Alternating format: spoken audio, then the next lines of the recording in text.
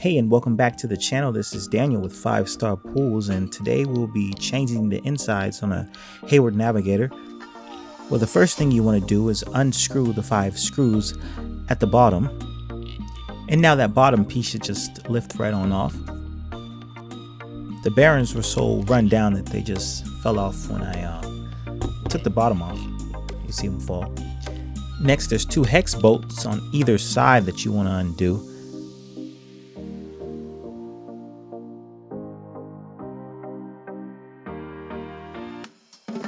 There's another Phillip head in the middle that you need to unscrew.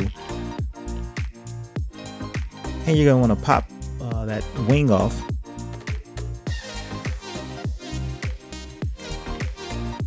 You're going to want to work that bearing out and take out that plastic O-ring. Then you're going to want to replace that O-ring with a new one and also replace the bearing.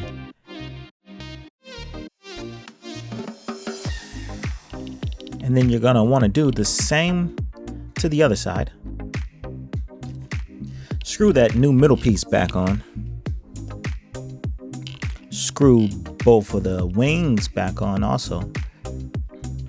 Now you just want to place that bottom piece on the side because we're finished with that for the moment. And you want to take that top piece and take out those 4 screws at the bottom. There's 2 more screws underneath once you take this piece off. Undo those 2. Remove that piece, and that should reveal the black turbine with the 2 other bearings that we need to replace. So just take those out, match them up, line them up, and put them back in exactly the way that you took them out with the new ones. Reattach this piece, put the screws back in.